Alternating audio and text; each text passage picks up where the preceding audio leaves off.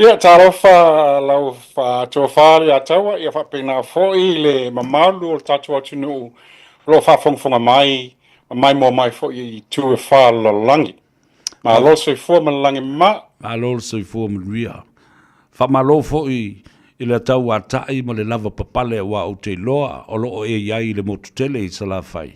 I le tūlanga o le au o iatu whaatasi ma le itu tino atoa o le whaatutua i le atua Samoa o tasi ma le tātou wainga. I le road show ia ma le whaalawi loa fo'i o lo whaatino. O ha maila o fionga i le soifua ma loloina ia maise fo'i o le whetena inga o manatu ma le ngona i le nei teimi o le pisa o ma le tapisa i le tātou tāpenanga o le whainga palota. O a mai lau o fionga. Ia whawhatai lava mo le Fesili. O le vai aso atoal nei sa iai le motu i salafai. Ia o lolea so lulu le afiafi no whanoi e le taifono. Pe mwhaino o sawe le ele whi au i tono nei o polu wala ino sawe. E o mai fo ilele e fo nei attend fo isi to tuangia. Ai o le tae au lai e o mai eile ainga mai i salafai nei i o polu. Mo le whainga loktu mo le afionga i a pānoa. Il pena si la fio o le malio pānoa i o service la le F.A.S.T le e o mai eile ainga atoa lava mai tae au. E ngā solo mai ai a pia mo le service lea. Ia ai o le teimi sau iai tu sai e whā ma le a whaaso iai salafai. O le makua pisi lava. A mata mai lava il tae ao le aso tonai. Le ena launch ai le a fo i le mato na patau i nai sa le lolonga. Ia o makua pisi lava le eise marolo e wa e umatu la ia le fongi le folanga na patau. Ia fai fo i lea fai ngā lotu ale ainga ia whapena fo i fai ia fono. Ia ma whangasoro kua lawa e fonge i le tau mawhai la fiafi ia. Fai valo le samaro longa. Ai o fai aso so ai la sala no mai lotu. Ia ai o lo le aso to fala matou ma le tapo inga na ono atu iai. Ia o lo la e le aso ngafua. Ia e lua i tu malo matou o atu iai. E fola ai le napatau. Ia e amakta i le afalfitu afta le walu le pasi. Ia Faʻatuatua e foʻi lava i le camp i le poletao le whā, afalwhā i le fiafi. E makua intensive lava le a foʻi, community consultation ma le a foʻi, ma le engagement. Ma lia lava, malo. Ia, mātou te tāpua ia tu lava. O talinga i fia whaalongo ma mata e fia vaai. Ai la ngona lava le mawhanawhana i le wawa i atu o lo outou. A puti ia ma no nofo whaatasi i le nganga e tasi, ma langa whaatasi, e ese le mātango fia. Ia te oe lava ia lau fionga Aiono doctor. O le ase le ngona, your own personal take on this, it was a wonderful to watch how the conversation was going on with our community in Samoa. It's a new experience for me. E mo I love community consultations but o le keimi mo nei o makua intensive level community immersion a o lava ia. Ma dila. E se I voilele o lau masani e to tele o isi suita o va o mato vainga. Awa in peina ola I fo ilele tono I tu malo. Ia sa iai mea nuu me mea whapena, le leil whai launga, le leil fola awa, mea lava whapena. Le leil whawhaltui. Ai pese ila pe o mātou, iso mātou ele I olai le lo langa whapena fo I lele I tono nu. Ia no o se experience fo le ia mātou fo I lele le vavai atu fo iai ma witness how the people we can actually communicate closely with the people. Mai le feedback at tangata. Because for isi positions is au iai I le malo You know, we are at the top level there, yeah. but we don't really engage with the community. Yamato teams for Ilele, all engage with the community, and sometimes we are invited to give a speech. But yeah, for me, the actual consultation, feedback, immersion, community, cultural immersion, is a mere full year. Did you enjoy it and appreciate I it? enjoy. Yeah. Yeah, it's a new experience. It's a new experience, and I feel that when it comes to politics and policy, this is how it's supposed To be. to happen. That we go back to the people and we, spell out what we stand for, spell out po mato policies, and tau mafawhau we deliver, and then we hear from the people their feedback. Madira. Ai makua mana ia lea fo exchange Yeah. launga e support mai tele o tu malo na mato o atu iai. They are hugely supportive of the F.A.S.T and Navatau. Iei fesili sa mana na o fo le clarify. Ia sa sila lava iai le fo nei el tai fono. And as you know, the Taitaifono is a very skilled Yeah. politician and orator. Whereas I sit there at the back and marvel for Yeah. energy Yeah. and skill and The presentation in it. He's there, 1 to 2 hours speaking about the Navatau, and he knows how to connect. He knows how to connect to the people. Madira. So to me, that's a new experience for me. For Lele, someone who can actually kind of speak the language Madira. of Yoe. So to me, that's a huge learning curve for me. Yeah. And I feel that, whatever skills that the different parties have, I think Laulil Malietoa has got this particular skill that he can connect with the people. Madira. Yeah. Ta ua ia sa o talanoa tu fo I maripoti I tangata e mesena I tamam tina matutua. Tō tele I lātou mai le motu tele I sala whai e fifia tele pe a talanoa atu. Ma whae loa fo I lātou beo lo tupu mai I lo tātou o tanu. Ai mai se lava la tō whai ngā malanga ne. Tā talanoa I lau lava fionga ma lau fo I sāwalinga. E winga ese fo. Sa e soifua ma oa uina fo I fafo. Ma toi fo I atu I le tātou o tanu mga lue. E le ngata o le whaululunga o le University a Aua Samoa. E toi se e mai ma avea ma whaululunga o le mtanga luenga o le soifua maloloin. A le fo wasi I lo a au. E te fia se e I le mautafolo ma le palemene I upu whai o malo o le alo talitununga. O whera le taunu unga o mea ia e te talo ina ia e o iai a lea le mafua angolo walu le palemene. Paktai, a tonu a fesili mai se full tausanga talwai, 2015. O te lei mawhauwhau a mea toi fo I mai I Samoa, e mo ia sa iai o fo I nei tamao a inga I nei sa ia fo I o whanua mea mo whapena ai pe kau ma mao fo I le whapea o toi fo I mai Samoa. A ngā mata le lua afes fulu ono no toi no sau le las ke sau e tausanga o mai Samoa. Madila. A pe las lua afes fulu ono e lua vai aso I tono Samoa. Ma o suia I nalo ma whau whapea e ma whai ana o sau o whainga venga I Samoa ma o retire I E mo I wa te ma o a inga I New Zealand. Ia o te ma whai wha ui a voi le lea o ngā. Well, because once you made 10 million, 20 million, why do you need another million? So it's better to come back to Samoa where I started. So I felt that urge for Lele is how to give back because this is where I started. This is where na mawaila o scholarship na mataila wa onga. So e pena sila fia no ufo imai maila to maila to ma ainga.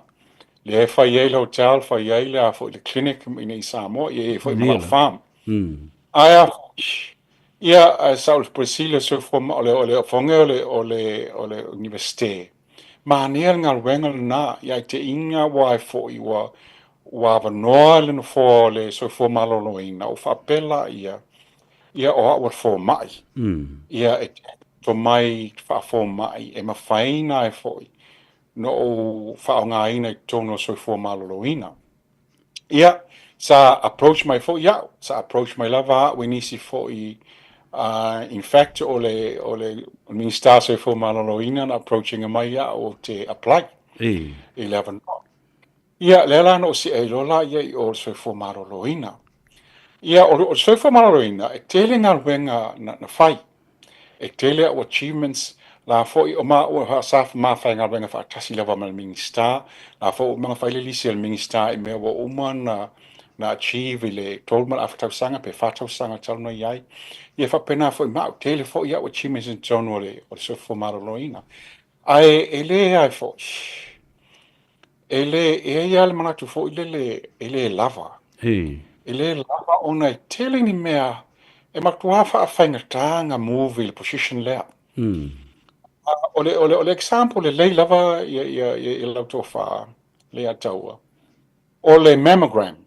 ole mammogram le special x-ray le circuit suel ole ole susu ole sina polta mai tai no o loyal tau sanga lenga te atu nei o ki topa o no wa faile October F.A.S.T al Samoa Cancer Society o nano loai wa ngau le masini na sai ai a wa lua masina talu ngau no fai ai fa tau se masini fo wa fai mai wa le mafai o langa ele digital masini le analog fo le manual also nei wa digital uma me uma o faile ia fa tau se masi fa tau rol me le mammogram tau fa tum rolu masina o suel specs fai mo RFQs fo le so mai quotes alu tender sport wa mangtua a over ma le lima su wafel tau o se masini po se polo ke po se mela po se bokalame lava e a donal tender sport o le whawhaintala o fionga. O le tennis board. E atua, o te le kia e vāinga le whaangalongo mai le tennis board. E atua le ono masina. O whai tennis board. Wa fo ia a whai le tai whono.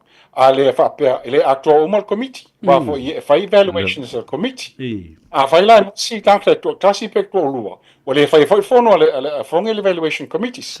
Ia e tō whono le evaluation committee. E ese le whono mua. Ia whono no lua mal whono no tōru rola wa belola i le bid, i le financials. E le nei process atua. E ono masina. Sometimes. E makua whima whaatali. E o mal terminei lau fioma. E leise mea makrama whakai. Oh my God. O tangola ia. Creatia atrota from 10 months now, so nearly 12 months. No tangola whakai tai. Whapea, okay? La tangola okala ile private. Oka le private ile mammogram. Oka ya January, start the service ya March. Wow. So that's how fast it is for ile private system. E sa alu puvere whapea e Tasi le e valutanga te suiele palpitongo fo ile o ai o ministries Tasi tanga te suiele private. Wa fo e private. So na no uloai e tele e fo ine a la wa ma fa iai. E te tama te lese kupe e lo lima su wafele e le lava e le tele masini al fal mai e lunga kuma lima su wafek ta la tau. O le mea e te tau nga si lunga la fo le ceiling o le mea lea fa lua se la wafe pe fa tau se la wafe le tupe a mai i le ministry fa toi masini fa ima to programs fa pena fa tua activate le tender sport ai minister a mai le CEO la ke whaasoinga le whainga lua se lau wafe whakatoi me sini mea whapena. Malilo. O lo ma fauna ia o no whapela ia e whainga o fie pa awaru i una i mai lunga nisi mea e lo tamu whai aku i lalo i wa a le mi noi mai lunga. Ia. E le mato mi noi lalo level leu te iai. O le mafuanga lana no mafawhau i lo e sile lo se e. Malilo. E fo ia lu tono le palmeni o Samoa. Ia le fo i la wa ye nei la ele sa o il committee le fa fo ele ota ale F.A.S.T le na va ile na vatau Malilo. ma tona va il committee sa ti lo fo i pol fa fenga faile na vatau ale F.A.S.T party ia sa mato fa so ma iai to tele mato fa so ma iai ia ta ti adu fo ile party male tai fono o la tauana pe o pule muli na a ma tole sa fa so ina me la noi e wai loa i e ma fai e na taula le a le la wasi lunga o le la na taula pas le wasi lunga al proketi le 2 miliona i tu malo Malilo. lo no winga ia le la o le a free ia fo ma maua le se lauta la le masina a tamaiti fa naul tamaititi lua se lauta la maua e fai el pepa whanau, ma pepa papitema, ia se lautara lole le masina se i o lava ina tolu tau sanga tamaititi. This is early childhood development. Right. And I buy into that. Right. Because a le tau singa o tamaiti, i le tūlanga le amata ma le whanau si o tau sanga. O makwase lau pasene. Ele fo i la me e whapea mai e whatupe fo i le e sosoani ai i le onga tamaiti. Les e ui mai poloketi le 2 miliona le utu atu i tu malo. Malilo. Lona wing o se lau pasene e ma whainga whatupe le tupe lea ia fōwhanga o manei lea wa tau noa le tai fono o mea ai e tamaiti. Whawhanga tamaiti. Tamaiti ia onga. O le tupena e sau mai tono o poloketi lea. Ia o poloketi la na tau whaalongo fo i le fo nei sau noanga le tai fono. O le fono whaavai o la iai ia pule nuu ma suita mai tai. O la iai tau ina komiti a onga. O lo iai na ia Old Boys, Old Girls Associations i tau ina. E whātala no ina uma, a whonge komiti a mātua, e whātala no ina uma, pe whawhewhea le whainga le whaasoa ina, le tupele le 2 miliona lea. Malia. Le ngaka onga o tamaiti, pili o tamaiti, but o whanganga o tamaiti. E uma o se leni nei, o se mea o ngā tele, mo tua o fia lava, mele wa iei nei. O wa a whai e tufal tupe, whai le whape tufal ta 5 se lawa tangata. A whai e tō 5 la inga, luafi 5 se lau, na le pa, mai lava le luafi 5 se lau na uma. E alu na ai a foi, ai au le polo keti. E au ngā le polo keti, ilo tomo i tu malo, vai le tele o ngā luenga, mako i sa vai, mo footpaths, mo solar lights, o umang wha, pe umai tele o polo keti e whai tongo i tu malo. Leo wha pe mai nisi le, mo ngi lakto waifo, ngi lakto mo vau, ngi lakto wilpere ma wha pena. I think that's selfish. I think the project is not for individuals. They are for the community, they are for the district. E fo nei e whai e projects a le district, e wha soa i ai tangata i tongo le district il mele. O mele na lau fionga, o makwa o fia le mele, be we say i fo ilele, I feel better. Wa wha o ngā si o to mai, si o experience, e fo nei e so soani ai tonu ale anavatau ale fast party. In a very small way, e fo nei e whali le iai a takto communities, ma takto sui fu maloloina, through this mechanism here. So, ole mela na, o whapea, makwa se laupa sene le mela, because if I was sitting at the CEO, I wouldn't be contributing to the Anavatau. Whereas I am actually now contributing to the discussions. The Anavatau was near the F.A.S.T party. Therefore, to me, it's a much more better use of my time. Bjørn Saunoa for Archbishop at Mass last Sunday. For my fine me lei. Ja, lei. I to fine si me siliatu. So, o nā lau whapea, e sao lei ala Archbishop. Fine si siliatu. I lo le mele wa yei nei. Malo, whaptaita, wua te. Ese le mana i o lau whasoa. Yeah, mita fo le nganga mo le loto awale no wawa etu nei. Not only the focus is on the early childhood, but part of that focus is the health itself of the mother that is carrying this child. It's all, if it's fair to say. It's all of young, free health care, yel tina, teimi le maitangai, e tala fua fo i ana vaila au. Ia, pena fo ila matamaiti. Tamaiti a onga le a free healthcare uma to e mo fo i malato fala au all free. Yeah. So to me this is was I tia I lunga le si level la fo so I fo maloloina o tatu tangata pe af le mele wo fai nei le fo ngai na batawa F.A.S.T le wo nei. O lo ma fa fauna ia was si lunga so fo maloloina e me si ona fo I tau whaalonga mai lava I le saunoanga le atatai whono. E fo nei e tam whaina aua nei pa whangata meiti I mo twisi ma mea whapena fo I le sukalaki mea whapena. Le maua CDs ma whamai. Ai tam whaina lava e whaifa ale lei healthy food I a onga e whangaita meiti a onga. E fsau swangi mai fo ila to mātua tutoia for him na manga to talk tomato. For ne wesi ukama e mai so soani fa ye me ai tamaiti la onga mele la fa inel fon fa vai. Olo no winga la le sa luanga la wo fianga le di fo bai Aiono. You're more moving to the public policy advice rather than the treatment of patients me fa pena. E te manatu, e mawhaione sui aile system e ala I tūla whono e Faʻatuatua mai le mo te whono ma le palemene, na e lo le nofo ai I ma le ise me whaia. O lea lava e tele. You know, I think it's the political hierarchy that stops things moving in a fast pace. As I know, I pe sa me lo tanu atuai. E sa le Alofi onga, a limited impact as a form a treating a mai. So a limited impact. I aru lunga public health, male public health public policy, a tele low impact across the population. So one e mawhaina e vai for mai Tasi.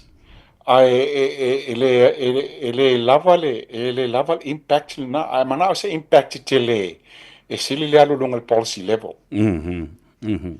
Le taua tele wa tatala doa e le mata upulea e mawhai e le tula whono ia ona whaatonton fulau mei ai oe mana tua se tasi o tatala noanga ma le whailua inga na maua ai la ia lea o se whaafita uli na whea ngai ma fōma I le nawa I tau e alu al fōma ia malana tama I notebook e tusi ai ia I lalo ana lava I tula na matua fufula I lunga ia over times or has that system ever changed because that was one of the things that we exposed from that conversation, Doctor. Sa Alofi onga pere ole la o chiben me mo level na tono Aloinga. On ile merging o le old NHS National Health Service by the Ministry of Health. Ia si o la ye contracts le NHS. Ia si contracts le MOH. Ia malmea na fo ile wa tele claims more over time. For especially level more specialists. Ia wa uman for 4-5 tauli na. Melele ia sa support my LPSRC Public Service Commission. Le fiong ia nonu na supporting a mai mato and move a file mele responsibility allowances o responsibility allowances lana e loto claiming ang overtime for mai ala ave ye responsibility allowance e kava umela to overtime por la la fa i tula ia makava mai sia la to expenses mana o kava umai tong responsibility allowance a fire se me sa ola fiona bona si ia lunga ina tong of telephone o specialist umai tong fan mai o lewa se lawon se full wafe se lawa se wafe tau sanga le afoi e la tu tongi pa fa popo e responsibility allowance. So that is a huge achievement in my view. Wa le le tong your specialist i tong fan mai ma le le the retention wa le ni for mai le le mo ia la e for wo I fa for vo le i New Zealand ma fiti o e fa ila to training ai le ani for mai foi le fa pe rush foi le o e fa ngal ben ai fa fo foi le e tunu fa fo le ai le au fai ang ta retaining al ta workforce il mele wo ai le o tongi for mai la foi le was tongi o se for mai foi la lo mai la was si foi lunga la claim ala to overtime ala fa was si lunga la to tongi e fa pe na foi la ma tau soi fu was si foi lunga tongi tau soi fu e a mata tu lava e nga mata e o anga I lunga fo I lele mo principal levels a fa se me sa o te le al swing ale te tongi o fonge principal nurses ai slai la lo le lower rank lawa o si fo I lunga la tu tongi ele tele sitanga al ponga la fental termine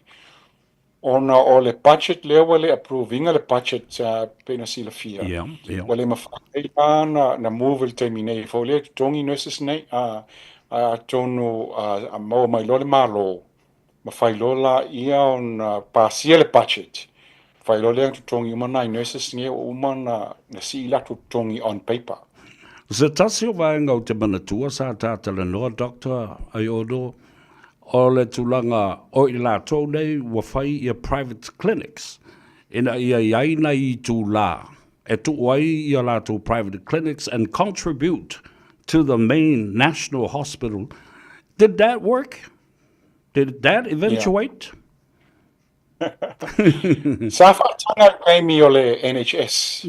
Sa whaatanga I le awhionga leota on practice ia specialists. E ma whainwhai ala ko private clinics after hours. Sa whaatanga le temi nei o no koe whaamalo sia ma fo I pisa si me fo I lele o le or no secondary income.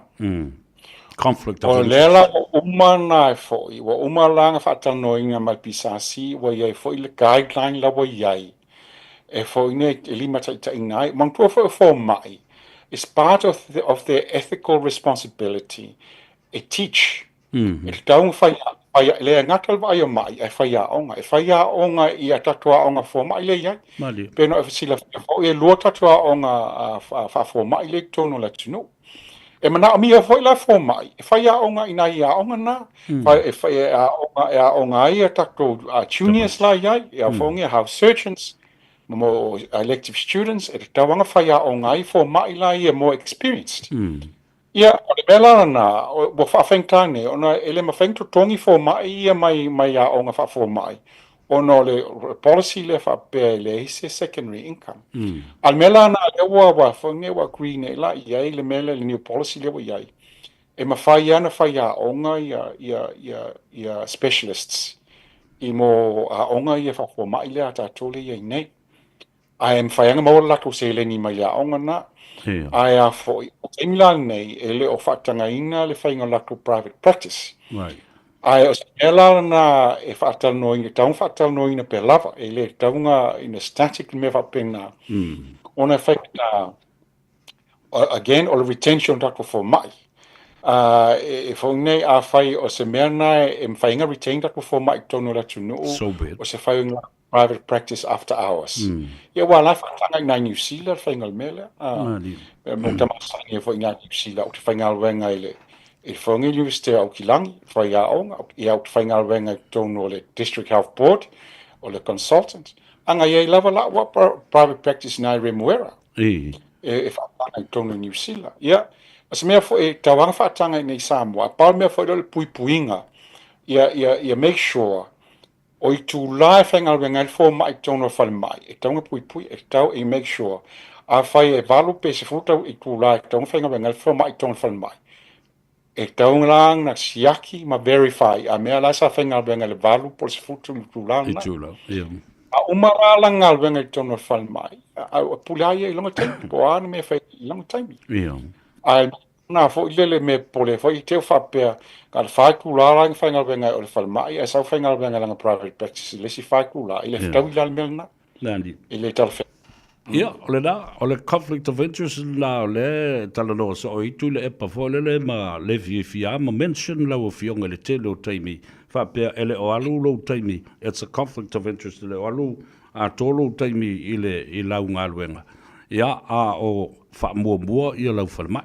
Tātala no ina mata upu le tula I mai nei lau fionga le rifo mai. Doctor, the epidemic now, or it's a pandemic now, of dengue fever, Tasi le afe lua se lau tangata na raafia I le lipoti a nafi. Wata tau ea o no, o lo iei se whautautanga le ministry, po o le minsta, ma le malo tau ave o lo iei teimile nei, for Samoa to become a state of emergency at this point. A o le io o ina te tele nisi whalawelawe tu lai mai. Okay, o tau sanga atu nei na I fol tatu dengue epidemic. Sa umala ia toe, wa alu dal whainu mela ia, toe a whape wale se dengue. Al toe saul dengue len sa wainei le na mali welta mai titi New Zealand. Na mata la titi whainu mela. The tele whainu mela tonga, for example, ma fiti. Ai la titi atu whainu mela, al mele wainei. Wa alu lunga tatu whainu mela. Ma le ala o mali o malista mai titi, le au whaalonga atu iai. Ai, wa ato nei le tuisi ato tau sanga o whai lava la pata inga le sofo maloloina le tatu community. A me whaatama ia, e me tu fuai namu. Wa namu, e le isi dengue fever. A whaatama ia la mea lai le pai le vai, lai tu fuai namu. Ia lo no winga la, wa le vo ila si dengue fever. Ia aia fo, among fo ila wa leva na fai community programs na, more awareness programs na, ile ngata sofo maloloina. Pa anga sofo maloloina. Le fonge le Ministry of Education. Ia aleva atuale alu la vai lunga la fo. O la fo ila, maingi vai la au. E whangai namu. Ia fo, la mawa whawa e limited dele le impact o le whanga, o mea le o fonge fumigation ni e whanga ia. Namu, ana whanga fo i tele le mau, na loa ki lau whenga wenga whanga namu vole ia onga ma lotu mea whapenga. Ia lesa sawa mai lava le sawa dengue fever te mine, te ilo iai, lawa mawa whau iai, it's a community action voile e whaatama ia mea life ufuai namu. O le whanganga o namo la watunga iai e limited level impact. Ai la fo e tangata fo vai la au, la whantal sanga ia le sofo maloloine se tupe whaatau mai vai la au. Should we declare an epidemic? A tonu o le decision nata tia le acting director general of health.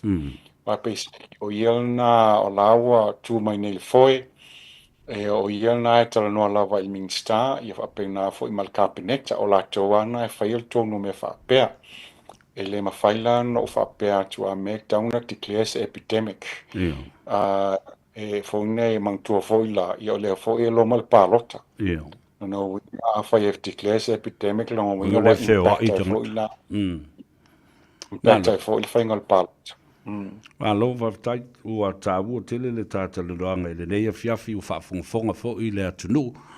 Tātau o lunga, what are your aspirations if you become a member of parliament? Male tu ai ngā tūlanga male level, po o le fola e te manatu e si I ai ia le tūlanga o le soifua maloloina, pe a tei ua whaamria ina lau o fionga, Professor, Doctor, o se minsta o le soifua maloloina, and working closely with the public policy area. Aftaila fionga, yes, I ought to yai, to Aiono vayaso, ia and faile palota, ia atono le first week of September na ilo aila ia pe ua whaamanueinga ia taumawainga. Ai tatia lava I le awhai e pale mai le F.A.S.T, ma wa whainu mela e for mai le government, the next government, because ole mea lava na olai iai, ole matu taltununga, the F.A.S.T party is going to form the next government. Yeah. So tatia tu lava I le taifono, ia ma e fo I o lunga I le level na o la tona e filifilia po ai minister o mtata SS. Ministries Tasi. Ia o te le mana o e whaunei announce se me whapena wai pule ali taifono I whaunei o e minister o le ministry ma le ministry. Ai a fo ai o le mea wo fia ai o le tele o mea o le leia wa si tia lunga tatu economy Malilo wa te ila le ngata la o fonei o le navatau la le as particularly lava for health but o mea uma lava I si lunga o le a fo o le mele apply le tax so electric apply le tax is 15,000 apply le tax is 20,000 tala inga la threshold. Yeah, this for me, I moved on $6 per hour le tongi, the minimum wage. No winga o la tele tama ainga o la o atu lima ainga. Winga o le ofonge the minimum income of families should actually see a rise. While ngat ai family yanga ia ai man ko fo ila fo ye isi family yinga la fo isau mai isi mai ni fo intata. Pe la so for malolo ina le free uma le afo le healthcare mo fana wa onga. So to me, if I'm a part of that, I've already contributed to the discussion in Avatau. I'm happy with the way it's developed, and I'm sure there will be further discussions because there's sawal feedback my community, improve. But I'm really happy with where I am at the moment. E lango le taifono ma le F.A.S.T party. Ia manuia matu taumawhainga matu forming the next government. Ia I am whaiena no contribute le level la na. I don't want to imagine that we won't be successful because al matu e male yai we are going to be successful. Malo e le faso e lo fionga le launa fausia. Aiono Dr. Professor Alec Ekeroma whaafitai mo le teimi o whaavanoa mai. Maua se avanoa e te whiloa ia tonu ma koreti mo moli atu iai o lo whaanga. Mo onga le lei. Ta talo ia sanga iane ai o le tai I lau fionga ma le filifilinga le atunu. Ai I le tulanga ua iai ia lau Faʻatuatua. Mo le whaatautonga ni whainga whaavae le lei ina ia vave o na mau o le soasoani mo le soifua malolo ina ia ma equipment se tau na whai whaafitai tele. O le mātou te talo e manuia tele au Faiva. Tā te tala noa pēa ia ma whailo I pēa ai whaasoifua ia ma ia manuia lau a whionga. Ia so I whaafitai lava lau whionga le ataua mo le avanoa whaauro tata tanoa I nea fiafi. Ia whaatu fo I mamalu tatua tunu o whaafonga mai. Ia whaasoifua ia.